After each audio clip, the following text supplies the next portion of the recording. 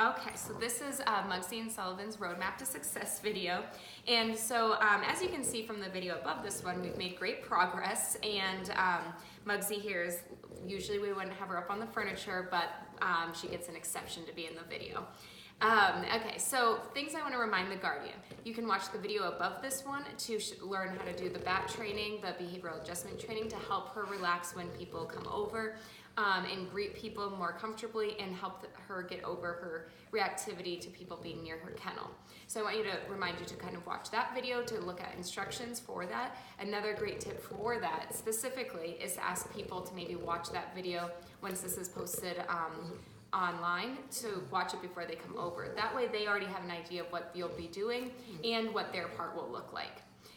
And again, it's just a quick reminder, ask people to not look at her too much, like make direct eye contact or try to talk to her, so you don't want them to come in and be like, oh, Mugsy, Mugsy, come here, come here.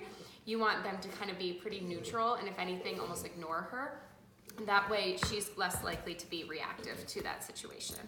Awesome. So other things that we talked about today, just as a quick reminder, I want you to start using the structured feeding. So that means that you're going to be eating something that makes any kind of crunchy noise, at least have like a 2 to 3 bites. So baby carrots are great, or a chip, anything that's crunchy and you only have to have a couple bites. Go ahead and do that before you feed the dogs. And now they only have about 3 minutes to eat. Remember that if they stop eating and there's food left in the bowl, you want to pick the food up immediately and then put it back in the bin for the dog food, and then put the empty bowl back on the ground.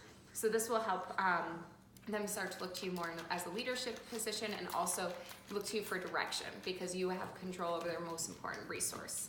And you want to be feeding them twice a day.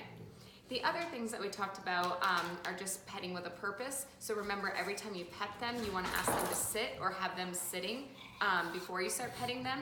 If they're already laying down, you can go ahead and just start petting them while they're laying down. You don't need to get them back up. And then if they're ever being anxious or worried about something, like if Mugsy's barking or being reactive, you don't want to pet her at that time. You only want to pet when they're being well behaved. So remember, every time you pet them, you're rewarding their behavior. It's essentially like saying, good job, good dogs, way to go.